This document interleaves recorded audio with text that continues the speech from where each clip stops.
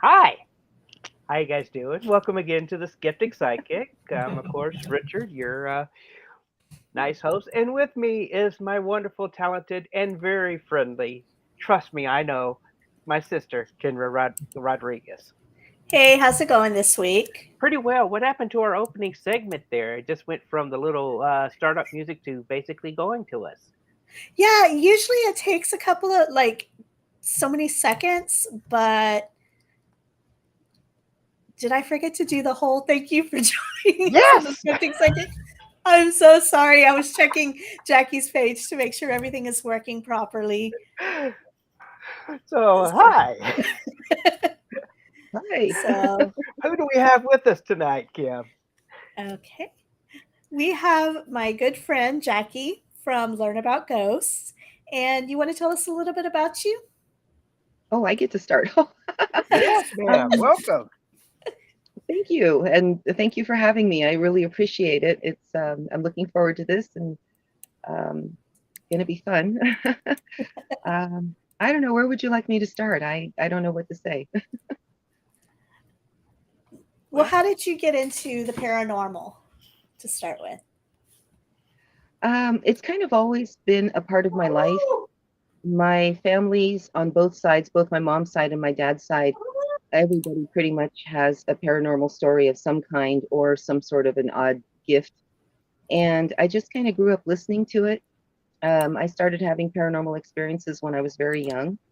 And so by the time I got into my 20s, I kind of just started getting really curious and wondering, what's wrong with me? I'm some kind of a weirdo.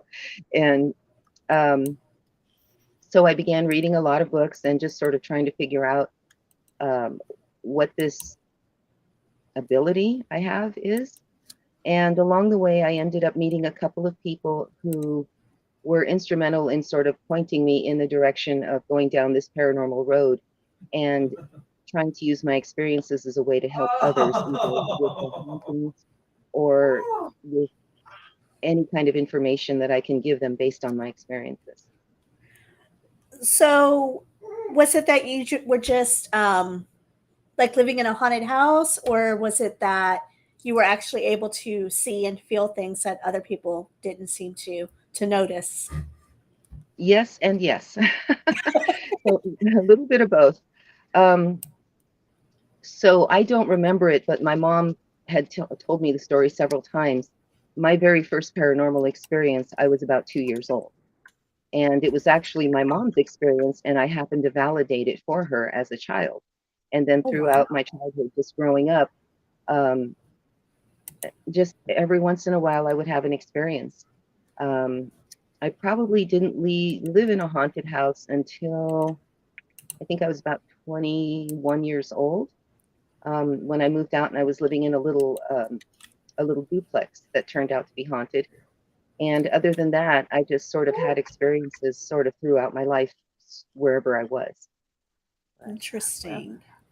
I can also say to that fact, well, although every house that I was living with my mother was haunted, it, didn't care if it was the house that I was pretty much born to the house that we lived in for about 10 years or so, Mhm. to the trailer we lived in for two, up to the other house my mother still lives in. Every single one of them was haunted. Hmm. And it's not just a fact of uh, everybody who came over to the house or even family members would say, "Man, this is a pretty freaky little house." Hmm. Yeah, we definitely grew up with a lot of interesting experiences in the houses we grew up in, and then um, Richard also has been able to sense things that other people haven't sensed growing up, and So, and have my mother verify what I was sensing, and I would, yes. like you, trying to figure out, is there something wrong with me, throughout my life, you know. I mean, Yes. Yeah, I get that. I thought 2, 3 years everybody's old. family was like mine. I thought everybody had paranormal experiences growing up, and it didn't take long before I figured out that, oh, okay, no, that's just me. No, What's wrong with me? Yes. right. So your first paranormal experience was when you were 2, or at least that you can remember? I don't really remember it, but yeah, I was about that age. And so my mother was born and raised in Central America in Nicaragua. And after I was born, we took a trip down there so that my grandmother and mom's side of the family could meet me. And then we came back up to the United States. And about a year and a half, 2 years later, we took a second trip when my brother was born so that the family could meet him. And while we were staying down there, my family had this plantation. It was a coffee plantation, and it was pretty big. And so I guess at the time, my mother and my brother and I were like sleeping in the living room because I remember my mom saying that they had dragged a crib in for me and I think one for my brother as well. And so she was sleeping on the couch and she woke up in the middle of the night to what sounded like a herd of horses running past the front door. And she said, I could hear their hoofbeats, I could hear them neighing, I could hear just this Wow. big commotion. It was these horses. And she said that she thought it was really odd because there weren't any horses on the plantation. And so she got up and she went to go open the door. She said she opened the door and she looked out down the stairs off the porch and there was nothing there, but it was clear as a bell. She could hear all these horses running by. And about the time it took her to sort of go, what's going on here? Am I dreaming? All of a sudden, she said that she heard me behind her. And I said something along the lines. I think I said, caballos, mommy, caballos, which means horses, mommy, horses in Spanish. Mhm. And she turned around and said that I was standing up in the corner of my crib, facing her towards the door and pointing at the door. And so she realized then that what she was hearing was real because I apparently was hearing it as well. And Oh so I wow, don't remember it. I was too young, but that was the first one I ever had. that is amazing. Yeah. Um, Well, at I'm just gonna say it. It kind of reminds me of the Ghost Riders in the Sky. Yeah. yeah. Yeah. So maybe it was so I'm trying to think because I know like the Mayans and the Aztecs were in Mexico, so I'm trying to think like in Nicaragua, There It like would there what be was the also Mayans. part of the natives did. Mayan or the Toltecs or the Olmecs were Hmm around that area. The Olmecs were the forerunners to the Aztecs and the Mayans and the Inca, and mostly Central America would have been Mayan, with a Right. little overlap into Mexico with the Aztecs. So there, it could have been both, but I believe that Nicaragua was mostly Mayan. Oh, okay. So it could have been some Mayan spirits still roaming the lands, hunting. Could have Well, been. Who knows? you Yes. some people believe that the Spanish are the ones who brought over the horses, but they've actually tracked back to 1,000 years before the Spanish arrived here, finding traces of horses, uh, bones and stuff, and pictures, that sort of thing, pictographs of horses and the natives riding them. So somewhere between the time that they disappeared up to the Spanish arrived, they Hmm. lost all knowledge of what horses were. Yeah, I Yes. don't know. I have no answers for mom's experience. I don't know if they could have been residual from horses the Spaniards brought over. I have no idea. Hmm. I just remember her telling me that story a number of times growing up about her haunting with the horses. And mom had other experiences as well. And I think pretty much everybody on mom's side of the family had some sort of story. And I just kind of grew up listening to their stories. My family wasn't the kind of family that said to me, your imaginary friends are in your head. It's your imagination. They just kind of went, oh, okay, yeah, you had us. Well, listen, here, I've got this story I can share with you too. And so I remember family coming over, and sometimes the topic would become, I had this interesting thing happen to me, and then everybody would start sharing their stories and talking about them. And so it wasn't something that was kind of a taboo subject in my house, and on either side. So on my dad's side of the family, people had their own experiences there.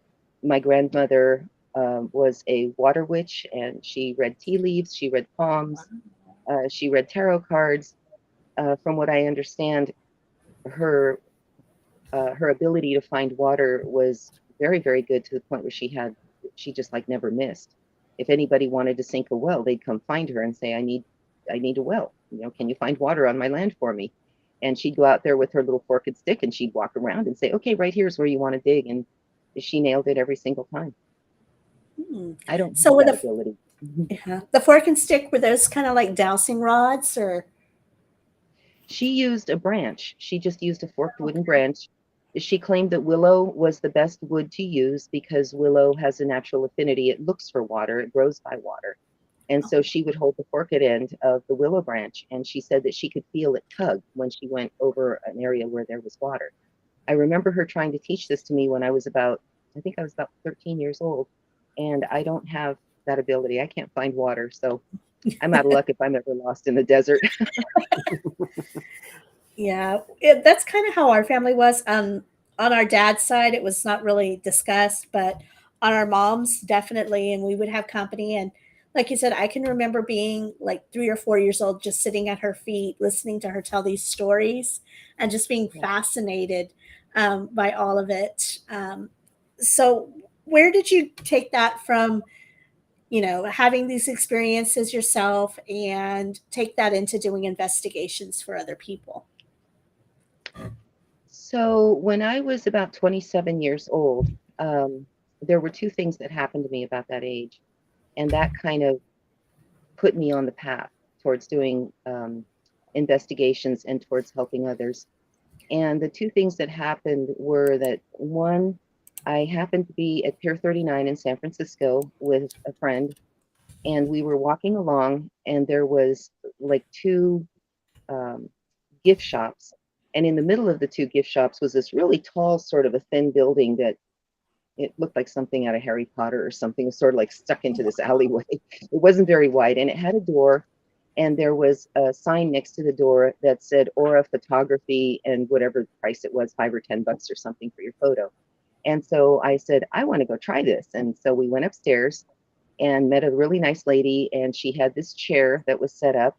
It was sort of this big wooden chair, and it had a little metal plate on one of the arms. And so I was instructed to sit down in the chair and put my hands on the arms, and then she snapped a Polaroid of me to show my aura. And then she did my friend. And after she took our photos, she said, if you'd like, I can interpret your photos, your auras, based on the colors. And if you guys want me to do that, I can do that for you. And I said, sure, that would be great. Go ahead. And so she looked at mine. Hang on a second. I've actually pulled it out so I Sure. could have it here. Mm-hmm. So let me show you.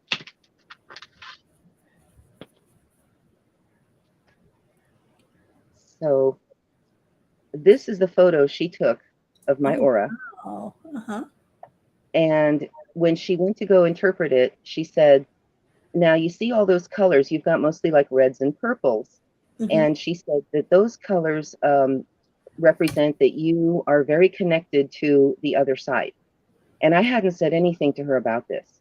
And she Mm-hmm. said, you're so connected that you're literally like bombarded with, I don't know, ghosts, spiritual beings who are trying to reach out and contact you. And she said, the interesting thing about your aura is if you look around the edge of my body, normally there would be a space between the colors and your body. And she says, yours doesn't have that space. Yours is, drawn tight. And what you're doing is, without realizing it, you pull your aura tight around you like a cloak, and you wear it sort of as a shield to kind of keep all the noise out from anything trying to come at you from the other side. And she said, so your job now is to learn how to let those defenses down. She said, you've had a lifetime of learning to throw those defenses up, and you can put them up without even thinking. And so I was kind of surprised by the things she had to say. Like I said, we hadn't talked about this prior to her taking my photo. And Mm-hmm. so she said, you need to learn to drop those defenses, and then that way you can control how they communicate with you or how they contact you. And then she went to go read my friend's, and his aura, I remember his was sort of like greens, I think. And she looked at his and said, "Oh, you're just a real nice guy, and you're very down to earth, and you're friendly, and you're outgoing, and people like you." And he said, "Is that it? What about, am I like her?" And she said, "Nope, not at all," and handed him back his photo. Oh, So at Well,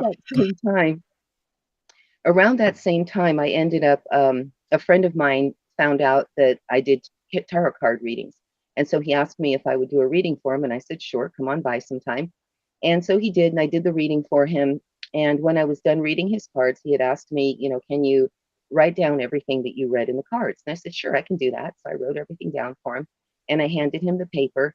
And wouldn't you know it, he whips out this other piece of paper from a pocket and he says, I had another reading done 2 weeks ago. Let's just see how well they match up. And I'm going, oh, I can't believe you just did that to me. yeah. But I said, okay, let's see.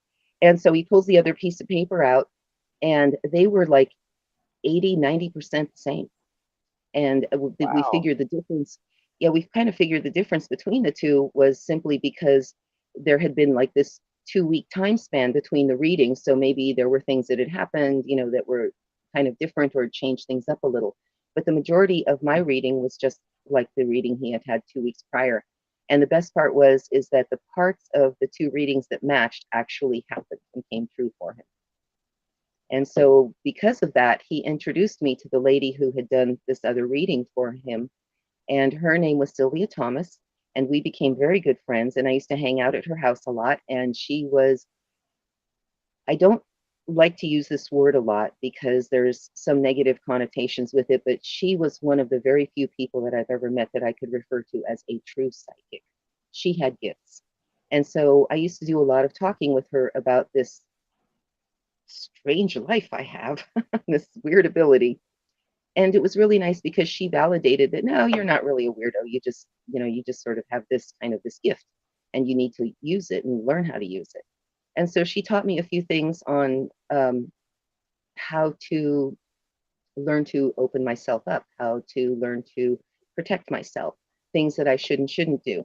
And I had a couple of interesting experiences with her as well that you could kind of classify as paranormal. And she was a wonderful lady, and we were friends for many, many years. And so, because of those two instances, that's when I got really curious about trying to figure out, what's going on. I grew up watching science fiction and horror movies. My dad was into sci-fi. He had this huge library. I cut my teeth on science fiction books.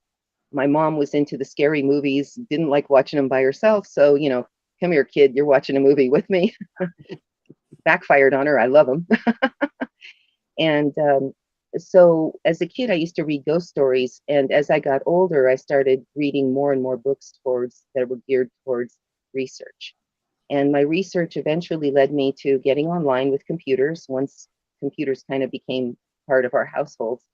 And getting on the computer, I started sort of looking around for ghost photos and started running into places where people would post about photos they took. And eventually that led me to a website that at the time, I know nobody's going to believe this because it's huge now. At the time that I discovered this website, it was only 10 pages and that was it. But the owner of that website did do photo analysis, and I had by then started hanging out in cemeteries and taking pictures and trying to capture things on film. And I thought I had captured something that I thought was interesting enough to send to him. And he took a look at my picture and he said, "Were there any streetlights in that area?" And I said, "No, I don't remember any streetlights, but I was there at night." And he says, "Do yourself a favor, go back during the day and just check to see if there's any streetlights." And so I did, and he was right, there were streetlights, and I learned about false orbs. And that was sort of my first lesson. And so he and I sort of became friends, and eventually we met in Virginia City at the very first paranormal conference that Virginia City held. And once we met as friends, we actually started going out on investigations together because we found that we lived close enough that we could do this. And so eventually he asked me if I would be the manager on his message board for his website. And so I saw that as an opportunity to talk to other people that were having experiences like me and sort of share our experiences, learn from each other, and go from there. Huh. Interesting. So, speaking of photography, how did you get into using Kirlian photography, and how has it helped you with your investigating? Well, I don't personally use any kind of Kirlian photography. The photo I showed you is the only one I've ever had. Oh, Um, okay. and I and so I think just the fact that the lady who took the photo was able to kind of nail my whole paranormal situation just by looking at it, just sort of opened my eyes towards I need to find other people like me and and kind of Yes. hang around those people and see what I can learn and what I can maybe share and teach others as well of the things that I've learned from my experiences. Interesting. I know Richard has always had that issue where he has never really learned how to kind of control his gifts. So it just, if he opens himself up, it comes at him like a, I guess, in waves, so to speak. Yeah. So I know that's one thing he said. He either wishes he didn't have it or he wished he knew how to have it to where it wouldn't come at him so strongly. I mean, the best Well, description I can give you is Rodney McDowell in the haunting of Hill House, I believe it is, yeah, where good movie, one of my favorites. he opens himself Mhm. for that 5 seconds, and you can see the distortion on his face, and he screams. That is what happens when I've opened up myself to any type of situation like that. Well, one of the things that I hope to do down the line is I would actually like to teach people classes on how to open themselves up and how to throw up defenses as well.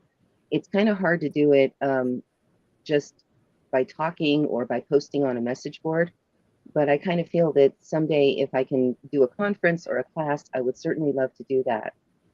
I've kind of learned over the years. I've had to sort of learn by myself. I can go to a cemetery and open myself up, and it'll be like I'm standing with a crowd of people, and all of them are sort of trying to yell at me at once and get my attention all at once. And it is Mhm. overwhelming. I mean, it's literally like a real crowd is yelling at you, and you can't really tell what anybody's saying, and you just want to go, wait, wait, wait, just one at a time, please. Yeah, So I've kind of I learned to do that. Yeah.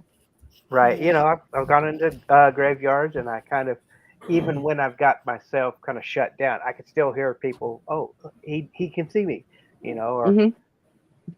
you know, start waving towards me, and it's my wife and I would go up to see her brother's grave, and uh, it's a much older graveyard, but still, it's people still being buried there, and it's tragic, seeing a child or a loved one still you know walking around, and some people say, well, if you're in the graveyard, why should you be walking around? Some people don't know that they're dead, or where's the Yep. where the light is. Yep. Mhm. I agree. I agree. Sometimes they get lost or they are confused. They're trying to figure out what happened to them. It's a process sometimes that it's almost like a grieving process, but it's on the other side where they're going, okay, now I'm dealing with death and it's my own and what happened, and they're trying to put things into perspective and figure out where they are and what they're doing and what they need to do next. Mhm. That's right. As you can hear the background, our excited Yes. audience is enthralled by everything we're doing, ladies and gentlemen, Yes. and the crowd is going wild. Yes. I have a friend who, well, a couple of friends that host another podcast, ghostly podcast, and one of them's a skeptic and one of them is a believer. And the skeptic is always like, well, if all these tragic incidences happened here, why would a ghost want to be there? And it's like sometimes they don't realize that they're dead or they're still, trying to figure out what's going on. And he's like, yeah, I just figure if they'd rather haunt somewhere happier. It's like, oh, gotta love if them. they're if they're stuck, they may not necessarily know that there's another place they can go. There's a lot of Mhm. reasons why ghosts stay stuck here. And I kind of see our world and the afterlife as sort of two different places, like almost like if you think of two different buildings and there's this alleyway between them, that alleyway is sort of the place where they get stuck between the worlds. And they can Mhm. wander up and down and kind of, where do I go? What am I doing here? And they can get lost. And sometimes it does take a little bit of help to get them to cross over to the other side. Sometimes they don't want to go. If they're scared of going, or if they're really attached to something here, they can be attached to a person, place, or thing, or they just may not be ready to go. They may not be accepting it. The first house that I ever lived in that was haunted, the haunting was very, very benign. And when I was alone in the duplex, I would feel like it would almost feel like my grandmother was sitting in the living room, just kind of keeping me company and watching me putter around and do things. And I finally asked my first husband, is this place haunted? Because he had lived there before I did. And I said, is there a haunting here? And he goes, oh, are you picking it up? Yeah. And I said, here's what I'm feeling. And he said, well, that's real interesting that you say that. And I said, why is that? And he said, because the lady that lived here before us was a little old lady who apparently passed away in her sleep in the bedroom. And I went, oh, okay, well, that's what I'm picking up then, that it like I said, it feels like my grandma. And she was content to just sort of keep us company. And there wasn't anything harmful or mean about her. And in fact, she kind of seemed to be trying to avoid being noticed so much as I just don't want to disturb anybody. I just want to kind of sit here and watch Mhm. this young couple as they're starting out. And I think it was kind of something that she could sort of hang around and reminisce about her own life. And I feel that when she was ready to go on, she would go on. Yeah, I've seen a lot of like paranormal shows and stuff where they're like, "Oh, you must go into the light and you don't belong here anymore." And it's almost like forcing the spirit. And I mean, I can understand if it's malevolent, but when it's a spirit who, like you said, is very quiet, very passive, and if they choose to stay, I'm like, just let them stay. They're not hurting anybody. They're happy. When they're ready, they'll leave. Yeah. And that's So, exactly what she was. She just wasn't ready to go on. So she wanted to kind of hang around and was very benign and didn't move things around the house. There were no weird noises. I've been in places where it's so crazy in there. It sounds like somebody's shaking a box of rocks, mhm. Yeah, she was super quiet and super low key. And I told her at one point, I said, you're very welcome to stay here and you're welcome to stay as long as you want. It was your home before it was mine. So I'm not going to Right. throw you. Yes. To me, it's not like a bag of rocks; it's like a bag of cereal. Yeah. Honestly, I mean, I can understand the uh, the bag of rocks thing. It's just to me, it's always been like a bag of cereal where you kind of that shakiness is always there in your head. Yeah. Yes. So, what would be the best ghost hunt that you've ever been on? The best one I've ever been on? Oh gosh. Um, wow. In terms of scariest or most things happened or what are you looking for? Like either the funnest time that you've had, or like, No scariest time or the time that you don't know. You kind of feel like you know the answer, but at the same time, the answer's not what you expect it to be. Okay, That so better question? yeah, sure. I think you guys have cleared it up.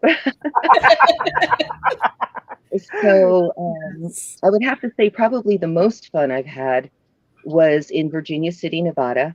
And it was during that first paranormal conference. That weekend was crazy. I had a ton of experiences there. And I was actually videotaped twice. This is back in the days of the old camcorders with the little flip out screen.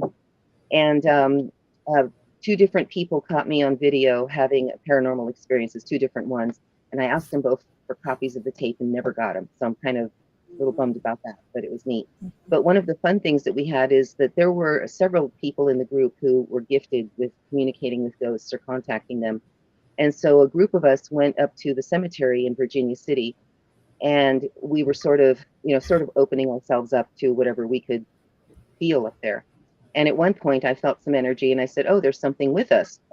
And another person was standing a little ways away from me over towards my right, and another one was sort of standing over here towards my left. So we kind of made this, we were sort of standing in this big triangle shape, like in the corners. And it wasn't intentional, it just happened to be that way. And so I just sort of went, oh, I can feel some energy with me. Oh, it just left. And then somebody else, one of the other two people said, oh, it's with me now. And then they'd say, oh, it's gone. And then I'd say, oh, it's back with me. And so we kind of did this for about literally 10 minutes. And there wasn't one single moment that two of us claimed, oh, it's with me at the same time. It was always just one of us, like whatever it was just kind of bouncing around back and forth and just, zipping between us, and we could feel it, and then it would go away, like it was having fun, sort of playing a game of tag, I guess. But Interesting. that was saw a lot of nothing. fun. Yes. Is there any place that you would never investigate?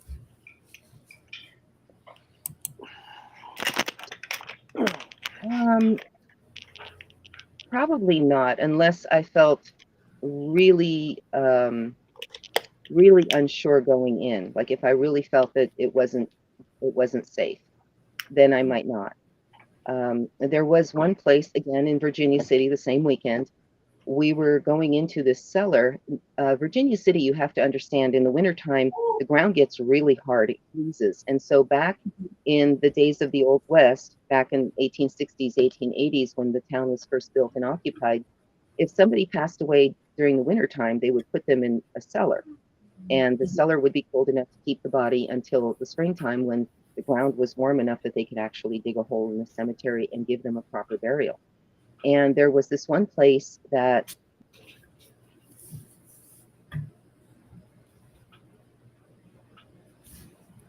Did we freeze up? Hello, Did we lose you? Jackie. Wait just a moment, see if she's able to come back. hello. Hello. Oh, we can hear you now. Okay. You froze up for a moment there. Oh, I'm sorry. That's okay. Where did you lose me at? You were talking about the going into the cellar right after you explained about how they would put the bodies down there. Okay, so we were walking in there, and mostly we wanted to go in just to take pictures and do some recording, because this is back, I think this was back around 2000, and so paranormal investigations were still sort of in their infancy, and so we kind of went in as a group, and I was able to walk in maybe 20 feet, and the more I walked, the thicker the air felt. It just sort of felt like I was pushing against a balloon filled with air, and I just was getting sort of this resistance. And eventually I got to the point where I just can't take another step. It feels like I'm up against a wall. And so everyone else kind of looked at me like, well, we're moving forward. What's wrong with you? Well, I can't. I'm sorry. There's something stopping me.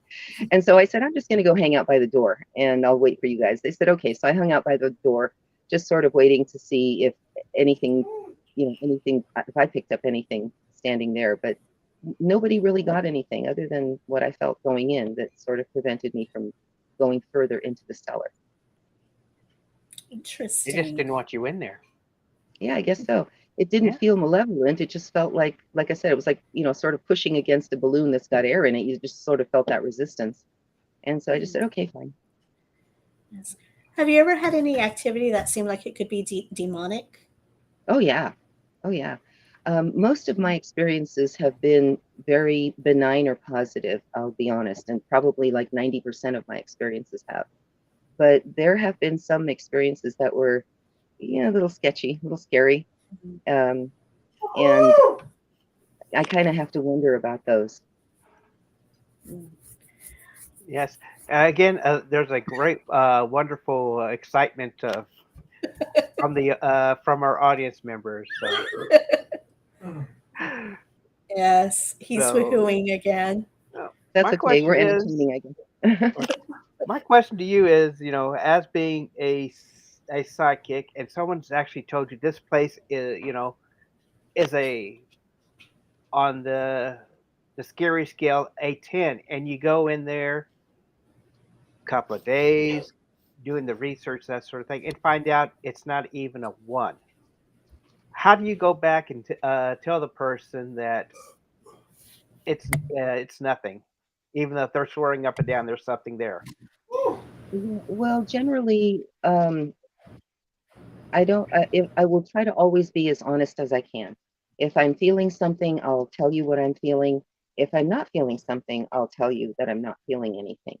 And so I try to go into investigations. I don't really want to know the story. I don't want to know the backstory because then that way I can kind of test myself and see if, you know, how right on am I? And so if somebody is claiming they've got this really active haunting and I go in there and I don't feel anything, um, sometimes that can be attributed to, uh,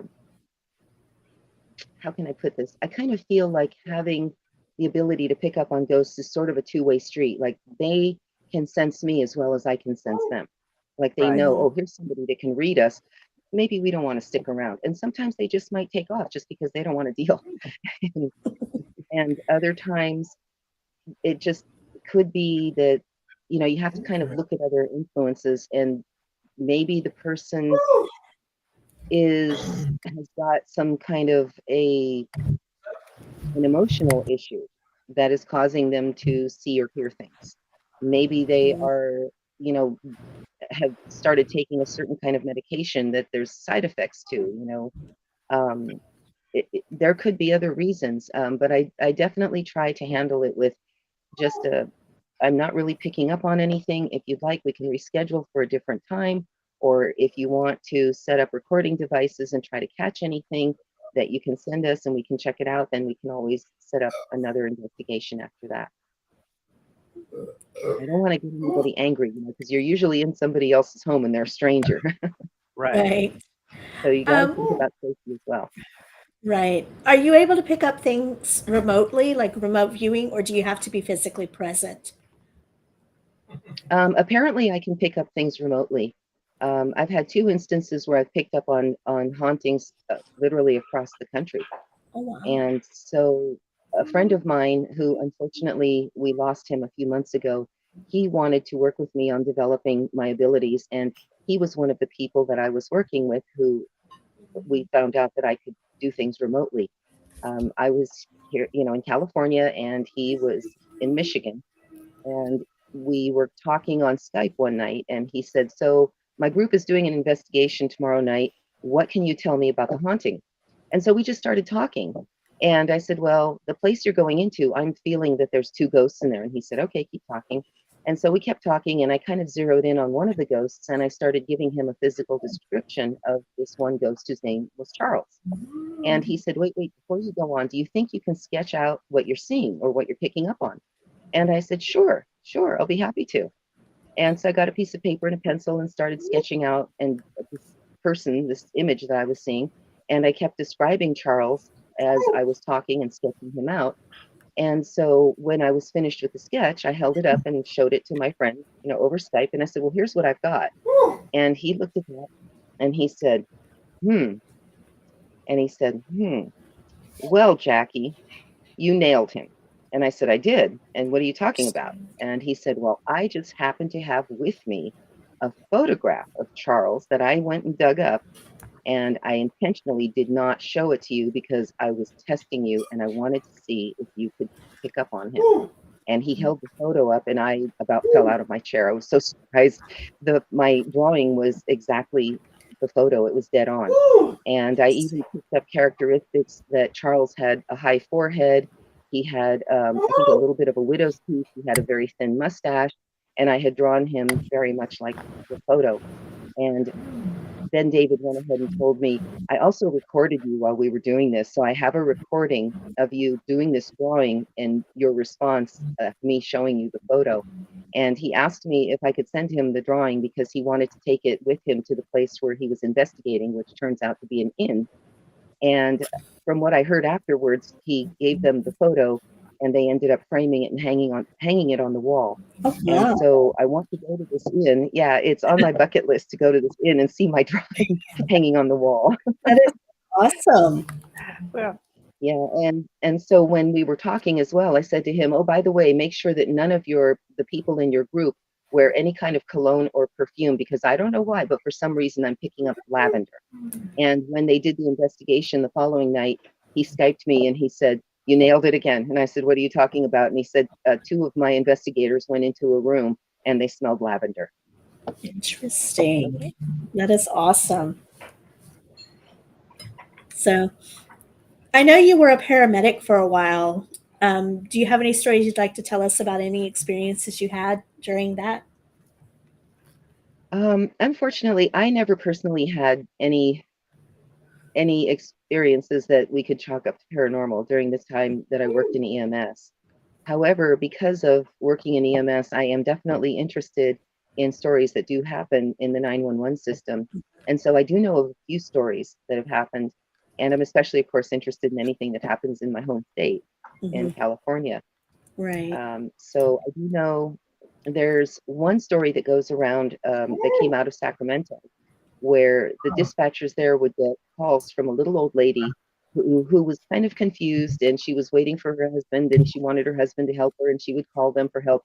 And they would go out to the house, and eventually, after multiple calls, they kind of learned who she was and her situation.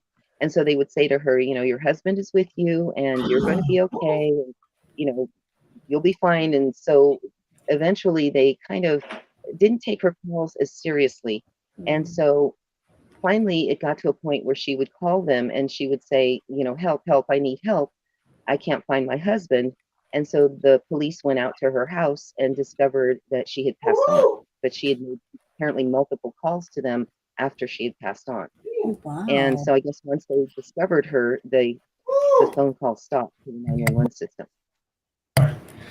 I know there's a show on, I think it's Discovery, where it's like Paranormal 911 or something like that, where it has like different stories like that. I think that might be what it's called, Yeah, but I know I've seen a couple my of stepmother had episodes. to change her phone number because my dad would call her from the grave. Yeah, That's cool. after he passed away, she would get several calls from his number, and when she answered, all she could hear was static. So it kind of freaked Oh, her out, so she changed her number. oh, that's too bad that it freaked her out. He was calling to check on her and say hello, I'm sure. I Yeah. don't think so. Let her know he was okay.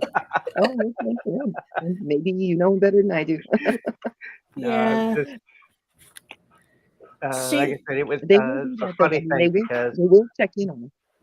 What's that? I said it's kind of funny because towards the end of his life he was not too happy, and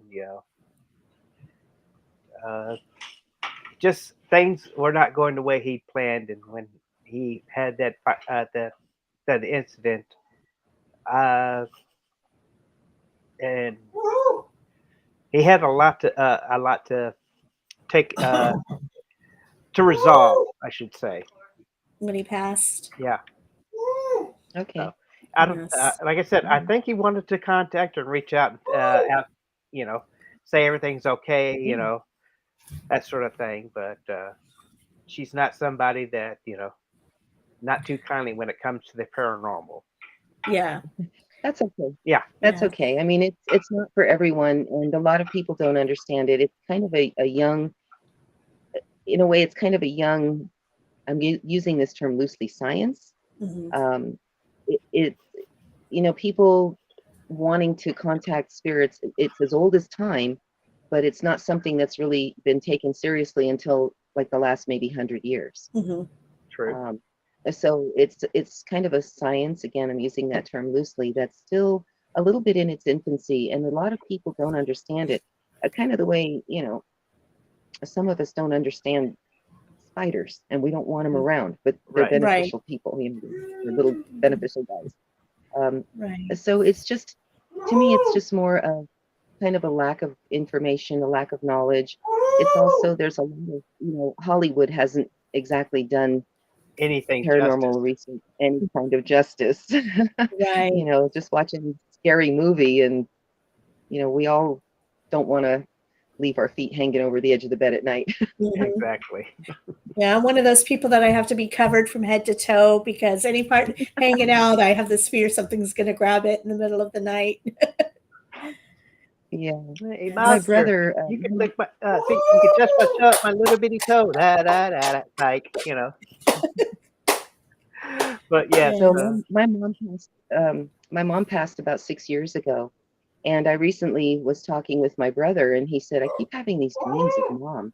And I said, what? Wait, tell me about these.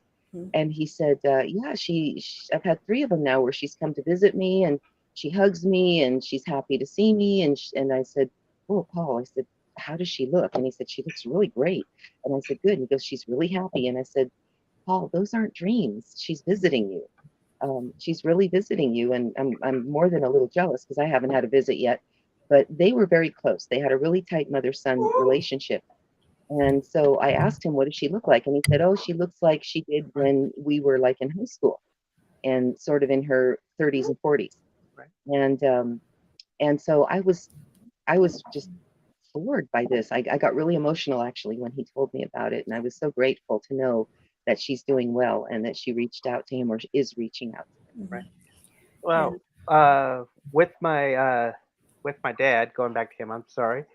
Uh, I occasionally have visions of him having debates with my wife's brother.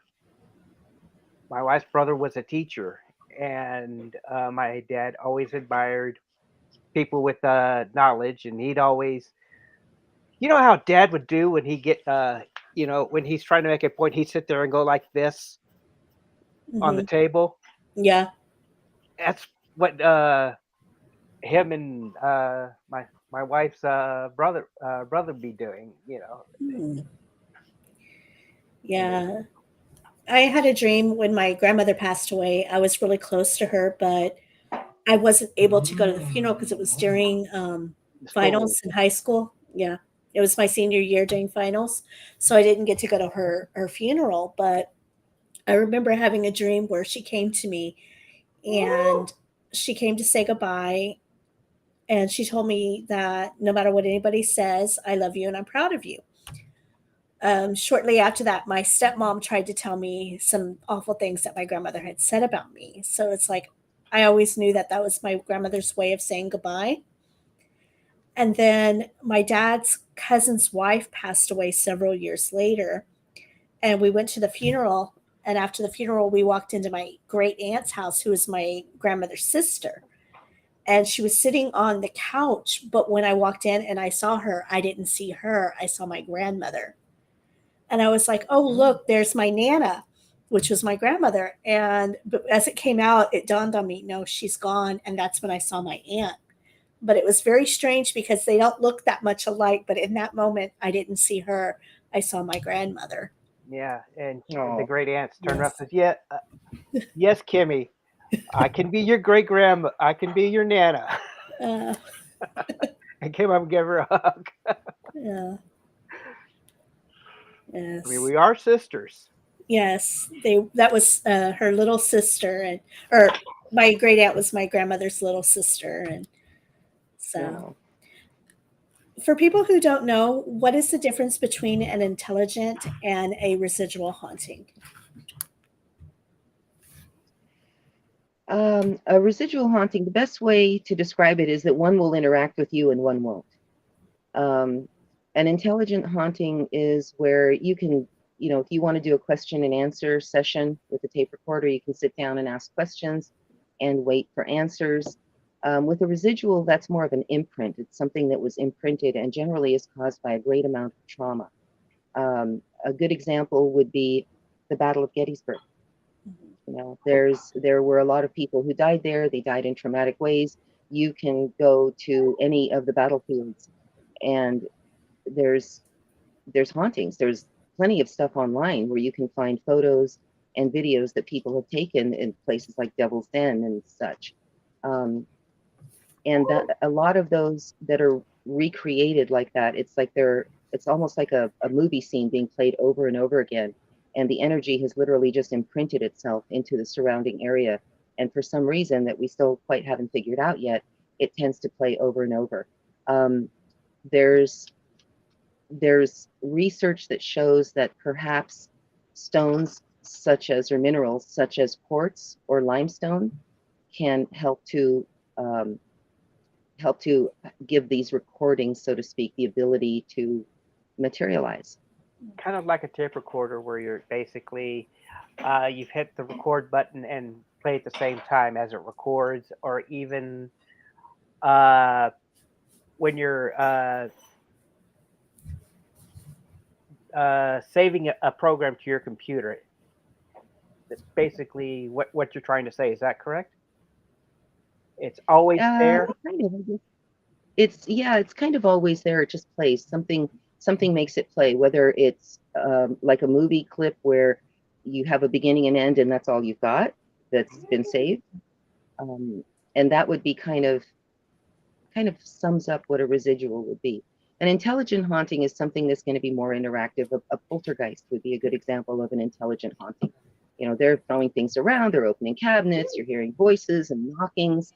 Um, um, and a poltergeist isn't necessarily the only kind of an intelligent haunting you can have.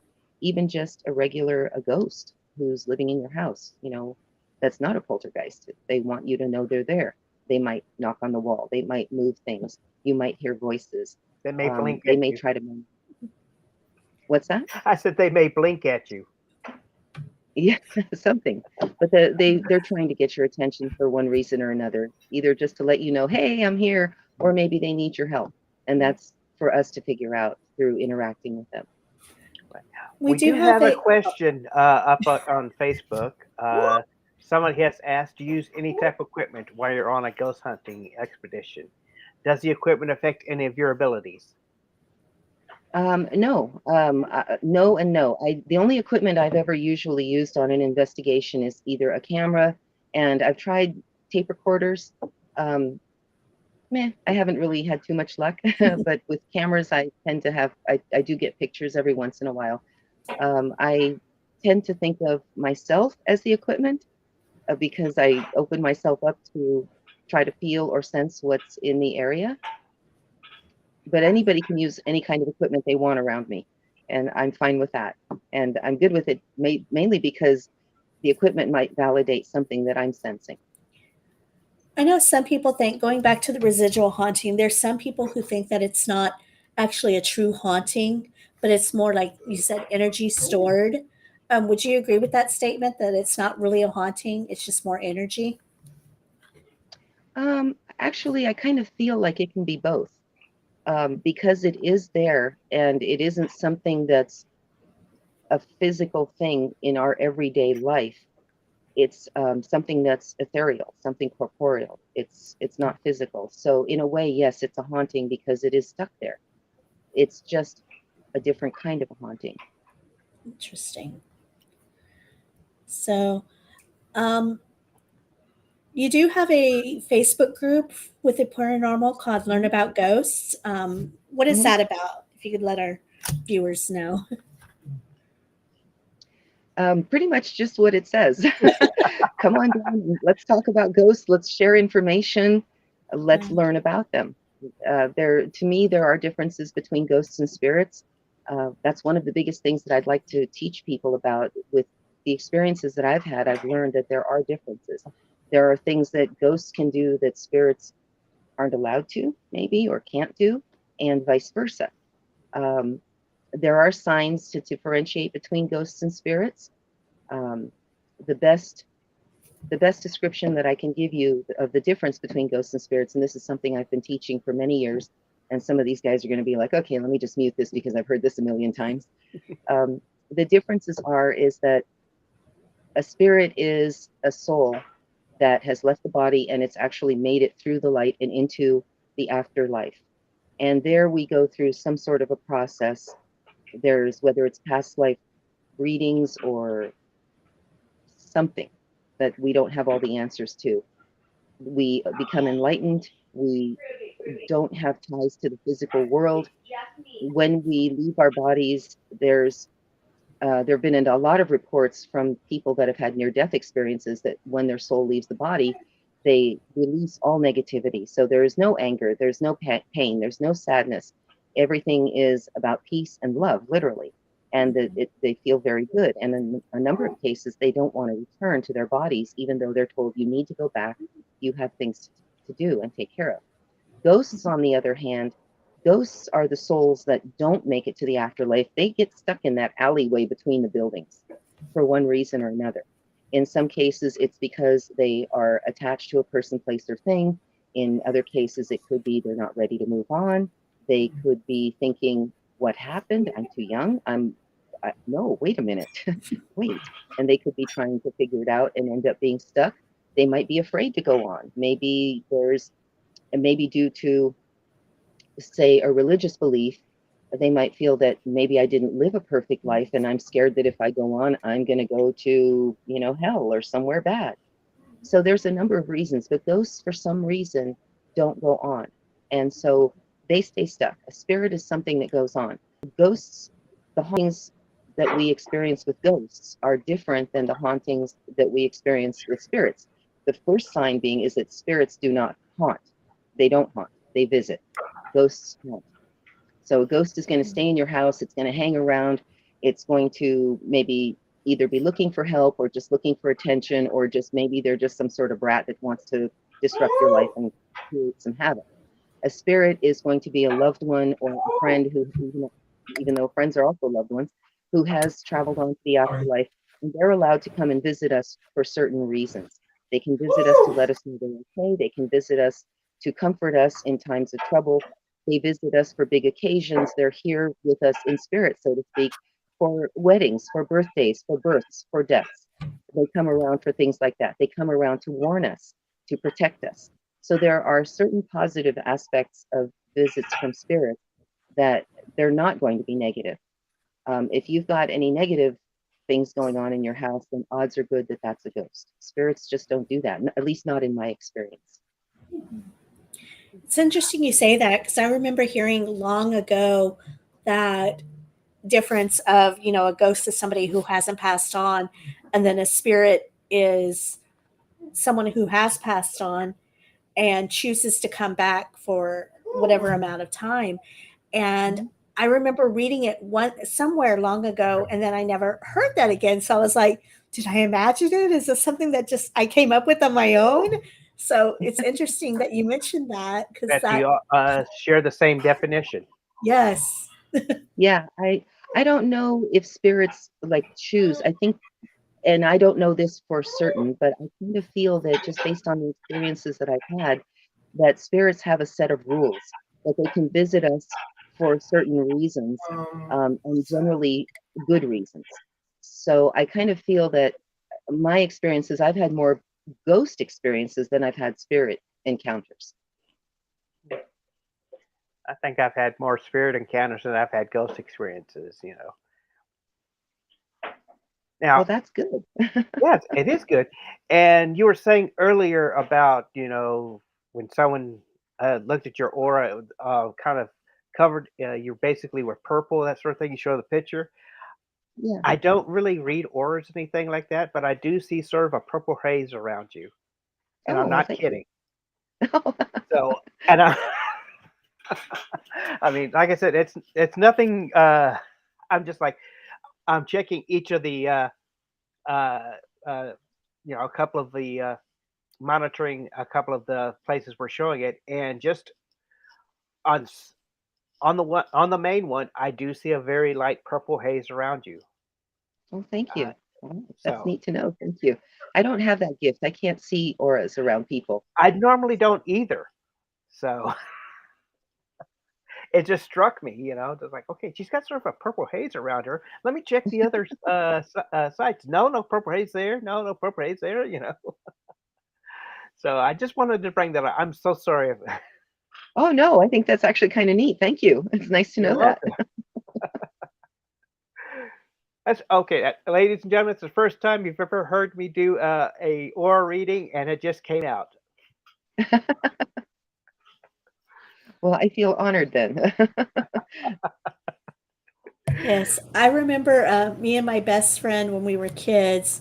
We were again obsessed with paranormal, and she had some of those Time Life books. I don't know if you remember those, where they had Oh, like yeah. and there was one, and it talked about auras, and it said supposedly if you go into a completely dark room with no light and press your hand against the wall for so long that when you released it, you could see your handprint would be your aura color. Oh, that's And I, interesting. I'm going to try that yes. one. Yeah. Yeah, I know we tried it and it didn't work for us, but I always remember that. And then I've looked in other places to see if I could find that again, and I haven't been able to find that quote unquote ability again. So, Well, it's really interesting because speaking of the color purple, Hmm. I mentioned earlier that I had met a lady named Sylvia Thomas, who I refer to as a true psychic, and we had some interesting experiences when we were together at her house. And one of the experiences was I went to go visit her one day, and she had this big, beautiful glass cabinet with crystals and crystal balls in it. And it's gorgeous, gorgeous display. And I walked in, and she had purchased a new crystal ball, and it was, I don't know, maybe about yay big. I guess it wasn't really, really big, and it was sitting on a stand on her shelf in her little cabinet, and it was the prettiest kind of this sky blue color. And I noticed it right away, and so I asked her about it, and I said, "Oh, you've got a new crystal ball?" And she said, "Yeah." And I said, "Well, can I pick it up? Can I touch it and check it out?" And she said, "Yeah, sure, go ahead, help yourself." And I opened the cabinet and pulled it out, and I was sitting there sort of playing with it. And while I was playing with it, the color shifted, and it went from blue to sort of a light, like a lavender purple. And I went, "Oh, it changed colors. Was it supposed to do this?" And she looked up and she said, "What?" And I said, "Look, it changed colors." And I held it up and she said, "How did you do that?" And I said, "I don't know. I was just playing with it." She said, "Let me Yeah. see that." And I handed it back to her, and she played with it for about a minute or two, and it shifted back to this blue color. And she looked at it and kind of, and then she said, "Here, play with it some more." And I played with it again, and it went back to this purple color. And she kind of looked at that, and I said, "What's wrong?" And she said, "I don't know what's going on." And then she said, "Can I see that again?" And I said, "Sure." And I gave it to her. And sure enough, after a minute or two, it went back to blue. And she said, "Here." And I took it back, and it shifted back to purple. And she said, "Do me a favor, put that back in the cabinet." I bought it because it was that beautiful purple color. But then I started playing with it, and it turned blue, and I couldn't get it back to go purple. So I'm not touching it anymore. So I put it back in the cabinet and shut the door. Interesting. So I don't know, I don't know that it was me making it change colors, but pretty sure she was. Yes. Shelley's asking if you take a Carillion picture of a leaf and then tear off a part of it and then take another picture, will it show the leaf as being whole? Yes, yes. Um, there are photos out there, and you can actually Google Curlian photography, and you can come up with a lot of different images. I've got some saved somewhere that I thought were really beautiful. And you can, in essence, cut a leaf, take a picture of it. You'll see the leaf with its aura around it. And if you cut the leaf in half and take another photo, the full leaf shape will still be there in the aura. And from what I understand, when Kirlian photography is done with amputees, generally the aura will show, like if they have a missing finger, it'll be an outline. I haven't seen any photos like this, but I've heard it's the same Really? way with people. Interesting. I'll have to look that up. Yeah, now I'm gonna have to too. Right? Yes. Yes. So, what's next for you in the paranormal? I know you said that you wanted to like teach some classes or a seminar. What do you see down the road for you? Um, those, I hope. um, I am playing with the idea of starting a YouTube channel for Learn About Ghosts, and hopefully doing a little weekly blurb once a week. Um, just something, I don't know, just something along those lines. I kind of like to get back into it, into working with the public. When I was running the message board way back, yeah, almost 25 years ago, Mhm. I met a lot of really neat people, and a lot of great friends were made. A lot of great friendships were Mhm. made then. And when my partner and I went our separate ways, we kind of disagreed on the direction to take the website. He kind of wanted to go in the direction of investigating demons, and I really didn't want to go that way. I just wasn't comfortable with it. And so we kind of just said, "Well, okay, you want to go your way, I'm going to go my way, and we can each do our own thing." I lost contact with a lot of people during that time, and I kind of went over to MySpace and was hanging out there because that was the place to go at the time. And Right. after a few, yeah, and after a few years, I received a message from somebody who reached out and said, "Hey, I'm sorry to bother you, but are you so and so from such and such website?" And I went, "Wow, oh yeah, actually I am." And they got really excited and said, "Oh my gosh, there's a bunch of us who've been looking for you for a long time, and I can't wait to tell these people." And so they told people, and people reached out to me, and I guess they started telling other people that they were in contact with. And now I kind of feel like it's come full circle. And a lot of those people Mhm. that were on that message board are now back in my circle of friends, and I'm in touch with a lot of them. And so I'm humbled by that. I'm humbled that people wanted to find me. I don't know why, but I'm humbled by their search, and I'm grateful and I appreciate that they went to such lengths to try to find me. So I kind of feel that I owe them something, Mhm. whatever it was they saw in me. I owe them something, and so I kind of want to give back to my community that way. So I do want to expand on learn about ghosts. I do want to get myself out there a little bit more. I would like to go back to helping people with their hauntings. If you want to write to me, if you have questions, if you want to learn how to use your abilities, how to build your abilities, I just want to share what I've learned. I kind of feel that there's a reason I started having paranormal experiences from the time I was very young. And maybe it is to put whatever I've learned out there to help others. Mhm. That's what I always tell my brother is he was given his gift for a reason. Yeah, sure. Call it my gift. I don't know, I And call it a curse sometimes. So yeah, but I've always felt because he's always been a very compassionate person. I mean, he's my best friend, not only my brother, and he's got such a good heart. And I feel like he wasn't just given this ability just to sit there on it. I believe that, it's in him to help people to resolve different things, whether it's to say goodbye to somebody or deal with whatever issues they have. And so I've always tried to encourage him, but Now, like I said, yeah, that may be it, but I see a lot of charlatans on TV or people that use their gift more to make money off of it as opposed to actually helping people.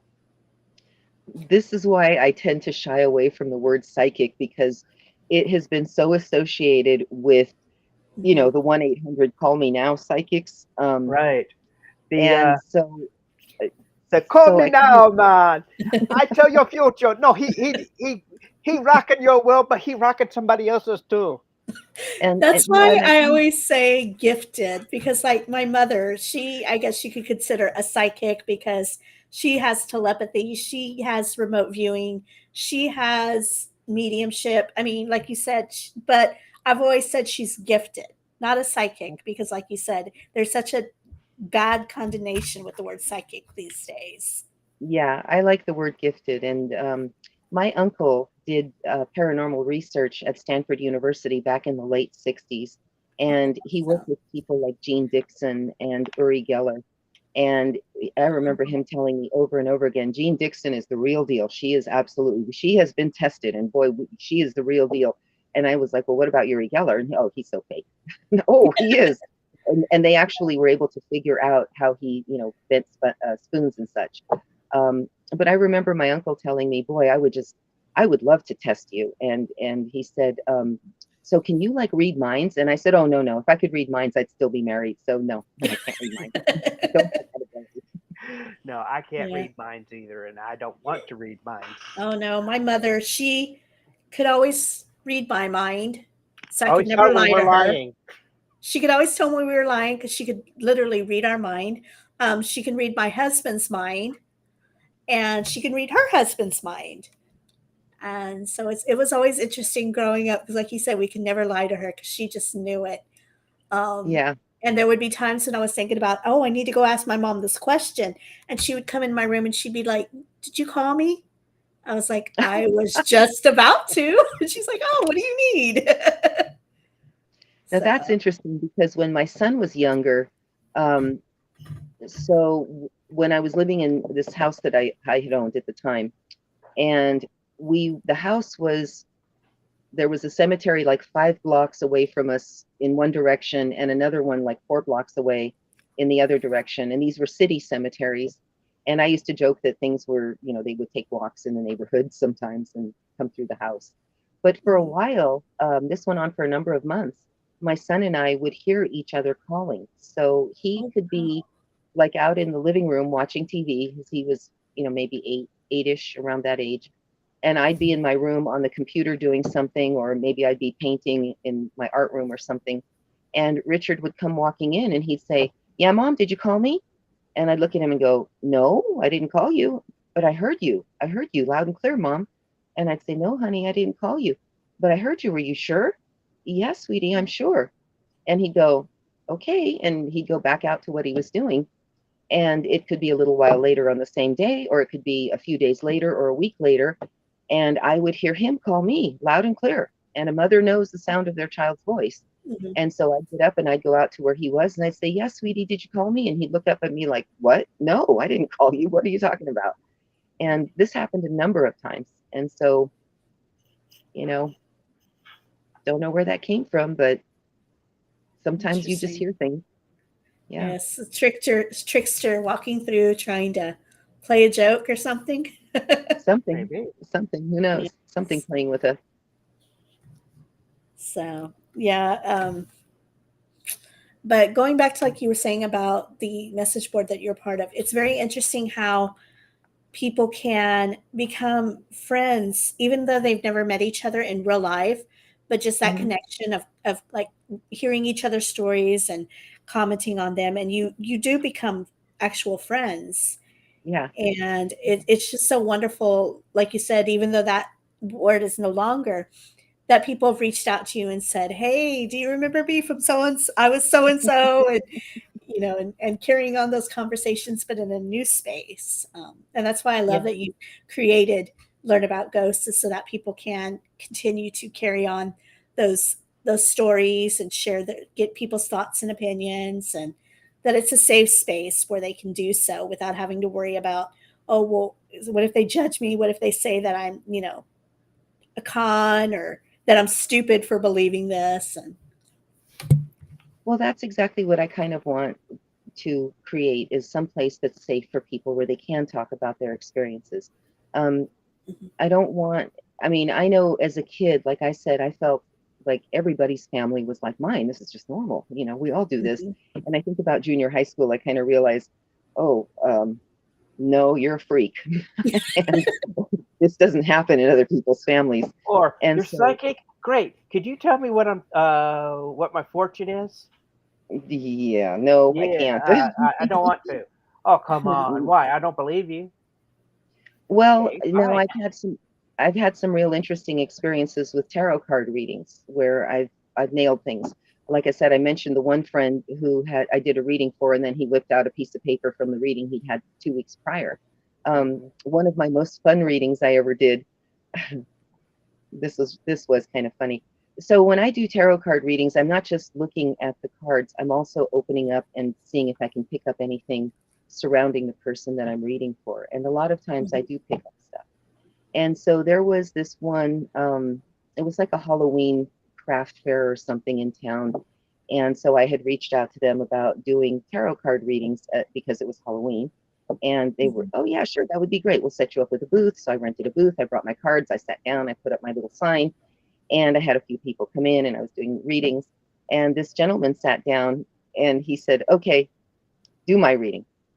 Okay. mhm, And so I laid out the cards for him and I started doing the reading. And I got kind of stuck where I couldn't pinpoint. There was a significant other, a woman in his life. And I kept bouncing back and forth between, uh, whether was she his wife or was she his girlfriend. I couldn't figure out exactly where she was in his life, what her position was.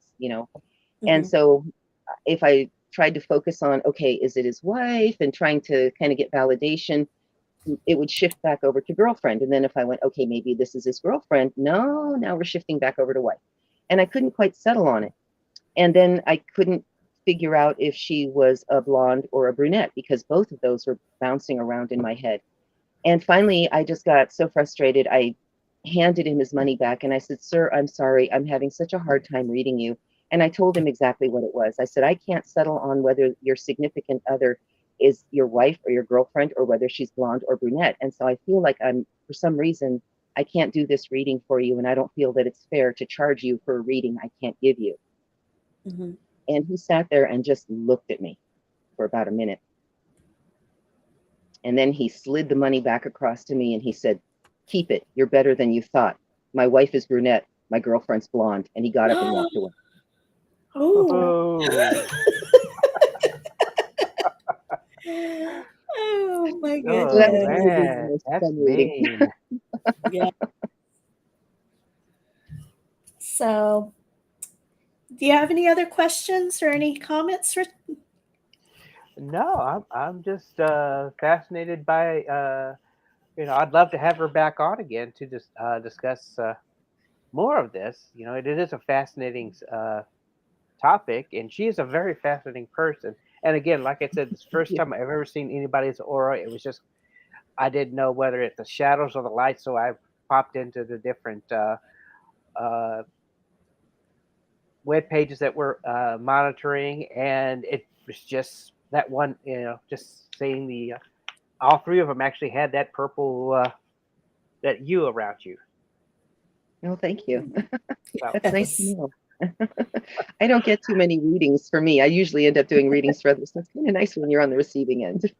Yes. so where can we can everybody find you at Learn About Ghosts, or do you have another space that you like to promote? No, basically that's it. Right now, I'm just online on Facebook. I've toyed with the idea of doing a website. I just don't have time for it, but I do own the domain name, so there's that. Okay, um, you got. I can offer you a wonderful mistress that can help you get that website up and running when you're ready. Yes. okay, I just might take you up on that. Yeah, because I kind of would like to get out there. I kind of feel like maybe the time has come to really reach out and help people in the way that I feel that I was meant to do. And Mhm. I'm not going to do it just sitting here playing solitaire, you know. Right.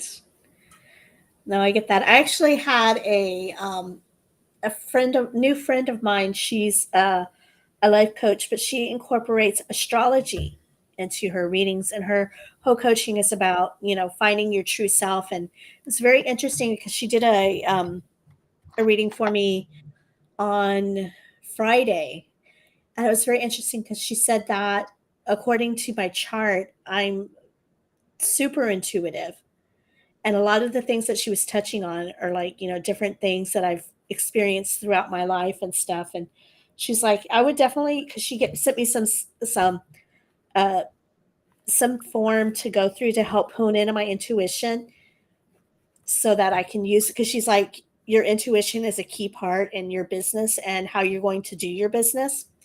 So she sent me something on how to tune in it. She's like, but I can tell you your intuition is very strong. So I suggest ground yourself before you get started, because when it opens up, it's going to just really open up. I was like, okay.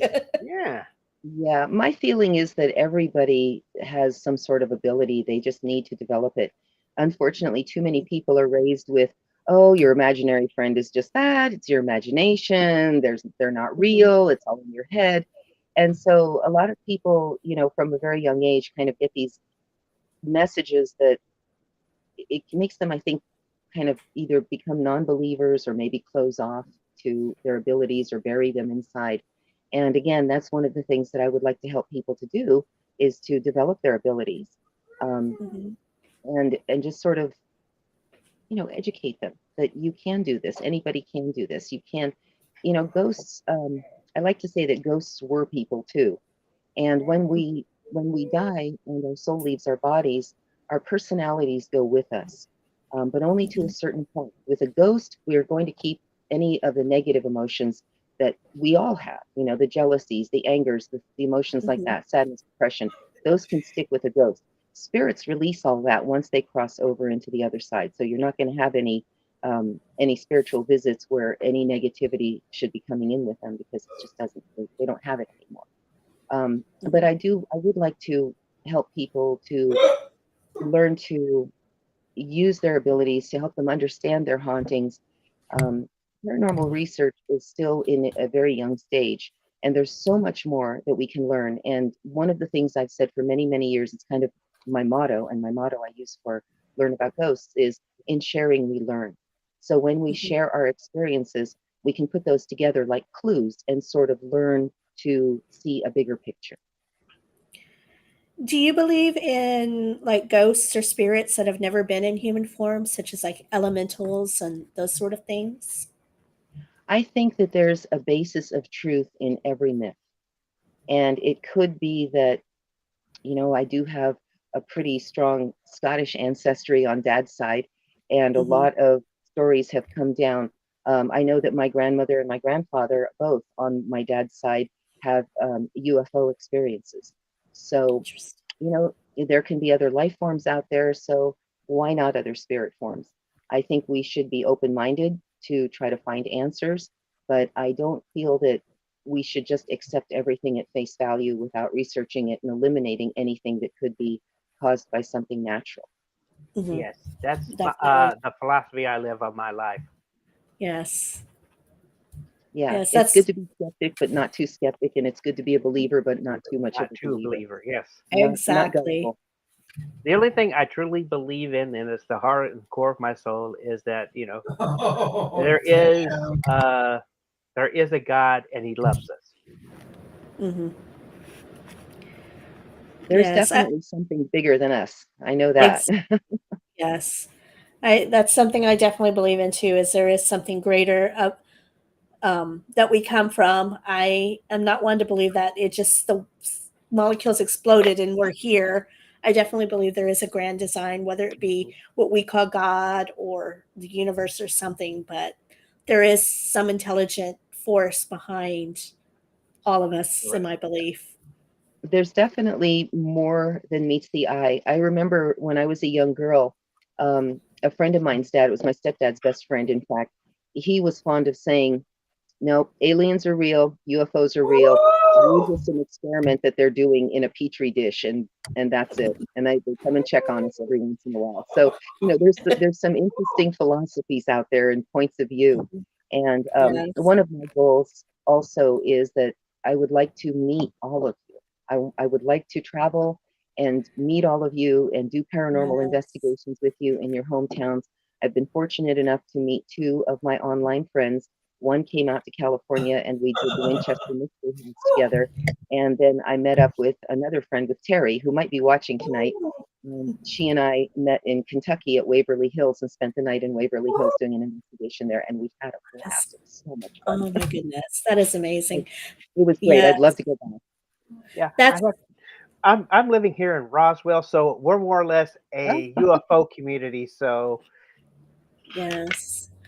we can That's always go out to the old airfield and see if we can, or even the ranch I found, see if we can find some alien ghosts. How about that? I would love to go to yes. Roswell. My brother has been to Roswell like 5 times, and he's really into ufology, especially when he was younger. But he went out there and he actually interviewed people that remembered the crash. What Mhm. was it, in 1947 when the UFO Yes, crashed out ma'am. there? And he has interviewed a number of people and friends of friends that, people that knew people that were witnesses. Go ahead. And yeah, he was really fascinated by it. They have. This is where the International UFO Museum is located, and downtown has just basically every other store is a gift shop dealing with selling alien merchandise. Oh, I Yes. believe that. Yeah. I In know. fact, Oh, a friend of mine that I hadn't seen in about 30 years came up to Roswell with her husband, and first thing we wanted to go do is go over to the UFO museum and hang out. Yes. I know somebody had told me that in Albuquerque, if you go to Old Town Albuquerque, there's a lot of interesting hauntings and interesting places to check out. So that's on Well, my bucket list. I would love to tour and just check out all the haunted places and locations. we And both know that in Lincoln, there's a haunting in Lincoln County. yes, Would yes, you like to at tell her the the story about that? we went we went to Rio Dosa to visit my grandmother back when I was in, I think, junior high. And we stopped at the Billy the Kid, the old jail where they had kept Billy the Kid in Lincoln County, and now it's like a museum. uh-huh. As we as we were walking in, he tripped over a stone that was there, and he's like, "Oh, sorry." No, it's oh, hello, Bob. Yeah. Oh, he's like, oh, hello, Bob.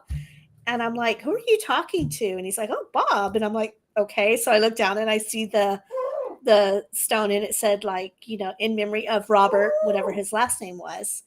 And so we go through the museum and everything. And then several years later, we're watching this show called Dead Famous with Hmm. Brett Gail Fleming and and Gail Porter. yes, and they were at that old jail doing an investigation, and they talked about the guard Robert, whatever his last name was, Everybody called him and Bob. everybody called him Bob, and um, and that he was killed there, and he's known to haunt the area. So I looked at him, and I didn't like reference the event when we were there or anything. I just looked at him and I said, "So you really saw him, didn't you?" And he knew exactly what I was talking about, and he's like, "Yep, I saw him." I was like, "Oh, interesting." That's neat. That's really neat. Yeah, there's a Yes. number of places that I want to hit on my bucket list, where I'd love to go do investigations, and Mhm. it's a it's a it's a long list. Same here. Yeah, my mother, at one time, she had a really bad car accident, but before the accident, our plan was we were going to start in the U.S. and tour all 50 states, checking out all the like famous hauntings and investigate, and then we were going to go over to Europe and do it there and see all the old castles. So, Oh, that's uh, fun. That's yeah, so so I'm fun. still Yeah, holding on to I'd like that. to do Vlad the Impaler's castle. I'd like to do that tour. Yes, That would be yes. interesting to see what kind of energy I can pick up on. I get a little worried sometimes though, because the whole forest of stakes that he had. I just kind of wonder, wow, how much energy is left there? Oh, yeah, Mhm. definitely an interesting place to check out. And we've been going for about an hour and a half, and this has been a wonderful Oh, conversation. Yes, man. that went fast. But yes, Sorry. oh, you're What do you fine. have to be I'm sorry just, about? there's nothing to be sorry about. This has been a wonderful conversation, and we'd love to have you back, Well, and thank you. continue this. Thank you. And I'd love to do that. yes. And then next week, we are going to be talking about vampires around the world. So that's going to be a Coming really out around the world, usually right before midnight airs. yes. So that's going to be an interesting one. But you can find us at on Sunday at 9:30 Eastern, 8:30 8:30 Central, Central, 7:30 7. Mountain, and 6:30 Pacific. Yes. And again, Jackie, thank you so much for joining us. It has been a wonderful, wonderful discussion. And I do look forward to meeting you in person and checking out some investigations. If you've never been to San Antonio, Texas, it's a great I historical place. I have actually. I've been down there. I've been down to the Alamo, and I love the river walk. It's absolutely beautiful down there, and I'd love to go back and see it. I I appreciate you wish guys sometime inviting me. I'd be mean enough to take a picture inside the entranceway right before you go in because there is so much activity. Is this at the Alamo or? Yes, at the Alamo, right in that first area, and it's just so quiet. It is. Uh, you can just feel. Hang on, I know. There. Is that the picture you have behind you tonight? Is the Alamo? Yes, that's the wall of the Alamo. Yes. Well, definitely a great place to check out. Also, the Black Swan Inn, Manger Hotel. I mean, so many wonderful places that we can go and explore and investigate. So I I definitely, uh, take her to mom's house. yes, we'll take you and introduce you to my mom. Okay, that sounds good to Yes. me. I'm Yes. always up for meeting new people and making new friends. Well, Yeah. the place is haunted. I'm sorry. Mhm. Yes. So I don't know if she attracts spirits or she just happens to move into places. Our spirits But attract her. yes, but everywhere that we've ever lived has had a spirit in there. So That's cool. That's very cool. I would love to meet her. Put her on yes, my list too. yes, yes. And So thank I you again. appreciate you guys having me on. Thank you so much. It's been a pleasure and an honor, and I'm grateful. I'd love to do it again. Oh, Sounds we're good. grateful to have you again. Yes. Thank you. Thank you. And have a good night, everyone, and sweet dreams. and unpleasant nightmares. Good night, Good Have a everyone. night. great night. Good night.